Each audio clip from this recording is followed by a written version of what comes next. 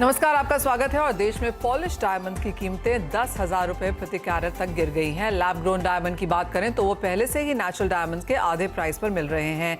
ऐसे में डायमंड्स की मांग कितनी बढ़ रही है, इस पर बात करने के लिए हमारे साथ आज हैं lab grown diamond and jewellery promotion council के चेयरमैन शशिकांत शाह, साथ ही gem and jewellery export promotion council के एक्स चेयरमैन खोलिन शाह। हमारे साथ हैं रेमी डायमंड्स के डायरेक्टर रितेश शाह भी हमारे साथ जुड़े हैं। आप सभी का कार्यक्रम में स्वागत है। सबसे पहले तो आप सभी से डिमांड पर ही एक चर्चा करना चाहेंगे, क्योंकि हमने देखा है कि गोल्ड की demand first quarter of this year में थोड़ी सी गिरती हुई नजर आई है। माना यह जा रहा है कि ईयर ऑन ईयर डायमंड की डिमांड यहां पर लगातार बढ़ती है। सबसे पहले आपसे ही जानना चाहेंगे रेमी, कैसे देखते हैं आप ओवरऑल डिमांड ग्रोथ जो हम यहां पर आता हुआ देखते हैं डायमंड्स के लिहाज से इंडियन मार्केट्स में? डायमंड के लिए अगर मैं बोलूं तो डिमांड्स है। अगर नेचुरली माइन की आप पूछो मुझे तो नेचुरली माइन की डिमांड्स पहले से थोड़ी कम है लोकल मार्केट में, इंडिया में। ओवरऑल इकोनॉमी इंडिया में बहुत अच्छी है और उससे बढ़नी ही चाहिए डिमांड्स। उसके सामने समवेयर क्या हुआ है कि लैब ग्रोन डायमंड ने भी इंडिया में अच्छी तरह एंट्री मारी है और लोगों को उस तरफ जाने का अट्रैक्शन बढ़ते ही जा रहा है। जैसे आपने पहले बोला कि लैब ग्रोन डायमंड आज आधी कीमत में मिल रही है, तो लैब ग्रोन डायमंड ये जो बोले तो जितने लोग अफोर्ड कर सकते थे उससे ज्यादा अफोर्ड कर पा रहे हैं लोग। तो मैं तो बोलूंगा कि लैब ग्रोन डायमंड की कीमत अगर नेचुरली माइन के सामने देखे तो 30 से 50% की है। नो एवरेज डिपेंड्स, आप कोई ब्रांड के हीरे लेते हो या नॉन ब्रांडेड लेते हो, तो 30 से 50% की कीमत है। तो उससे क्या हुआ है कि जैसे हीरा बोलते हैं कि हीरा सदा के लिए है, तो अब हीरा होगा सबके लिए। तो ये डायरेक्शन जा रहा है।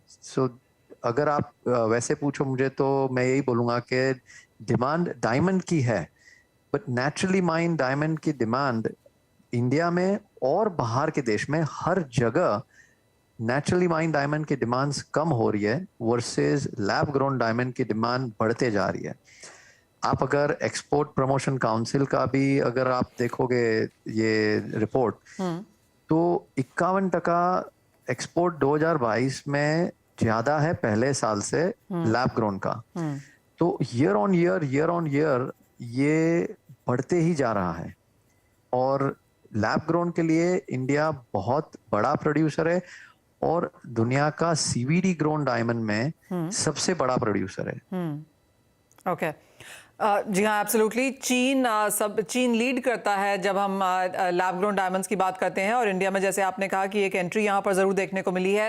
पेनिट्रेशन चाहे इस वक्त यहाँ पर कम हो, लेकिन हमने उस टाइम के बजट में भी यहाँ पर कुछ सहूलतें आते हुए देखी हैं। शशिकांत जी, आप कैसे देखते हैं? 500 लैब ग्रोइंग यूनिट्स हैं एज ऑफ नाउ इंडिया में। यहाँ पर नंबर स्ट्रॉन्ग नजर आते हैं, एडॉप्शन है, अंडरस्टैंडिंग यहाँ पर अब मार्केट में बनती हुई नजर आई है।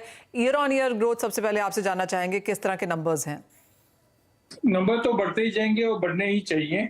जैसे सोने का दाम बढ़ेगा वैसे लैब ग्रोन डायमंड की डिमांड बढ़ती जाएगी, कि आम आदमी के लिए ये ज्यादा अच्छा रहेगा कि नेचुरल डायमंड नहीं तो चलो लैब ग्रोन डायमंड के अंदर तो हम 14 कैरेट के अंदर स्टड करके ले सकते हैं।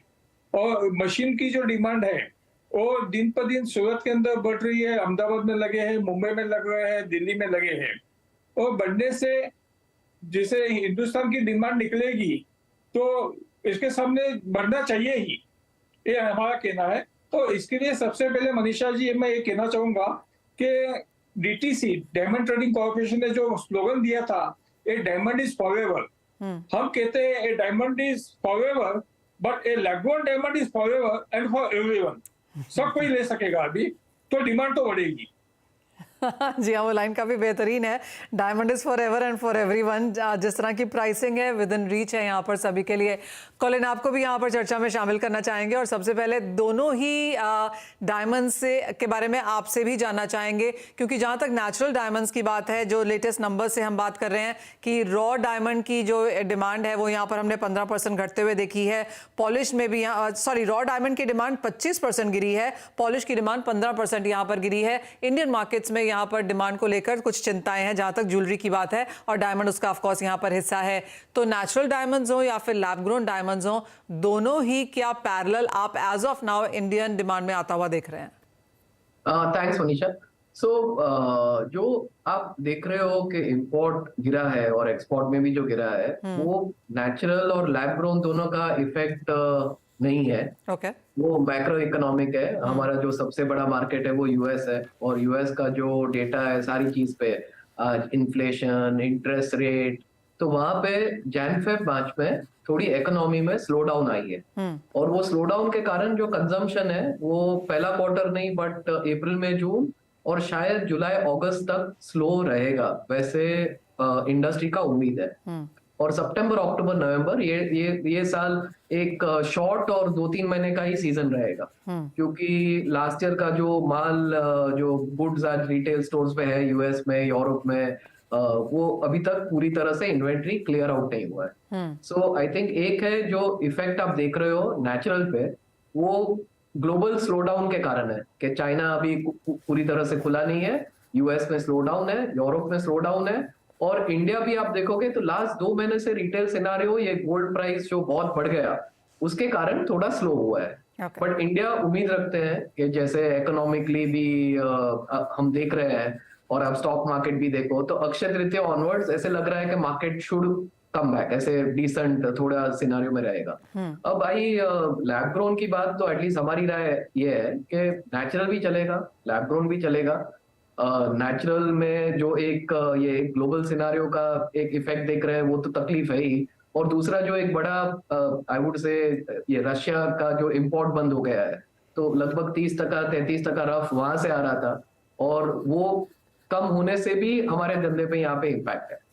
और लैब ग्रोन में जो एक मींस डिमांड तो है, वॉल्यूम्स बढ़ रहे हैं, उसका कोई दो राय नहीं है, बट प्राइस बहुत रिड्यूस हो गई है। सो उसके कारण आज रिटेल सिनारियो के आप मिड स्ट्रीम भी देखो तो उनको एक चिंता है कि मींस बिजनेस कैसे ट्रांजैक्ट करे, क्योंकि हम लोग देख रहे हैं कि प्राइस रिडक्शन हो रहा है। एक लेवल और बॉटम हो जाएगा, फिर may be it will be business as normal for every. तो अगला सवाल आप सबसे यही है कि कितना नेचुरल डायमंड का एज ऑफ नाउ प्राइसेस है और कितना लैब ग्रोन का है, ताकि एक व्यूअर समझ सके कि कितना यहाँ पर डिफरेंस है। कॉलिन, आपसे ही जानना चाहेंगे। अगर देखो आज नेचुरल और लैब ग्रोन में आप देखोगे तो छोटे साइज जो है उसमें आई वुड से लगभग 50-60% का डिफरेंस है between natural and lab grown. और अगर आप बड़े डायमंड्स देखोगे तो उसमें लगभग 70-80% का डिफरेंस है नेचुरल और लैब ग्रोन। सो आज की तारीख में इतना फर्क है। ऑफ कोर्स जो फर्क है वो रेंज करता है कलर, क्लैरिटी, साइज और बहुत सारे सिनारियोज हैं, बट लगभग ये फर्क है दोनों में। शशिकांत जी, ऑफ कोर्स जैसे आपने कहा कि लोग गोल्ड लेते हैं और फिर उसमें नेचुरल डायमंड की जगह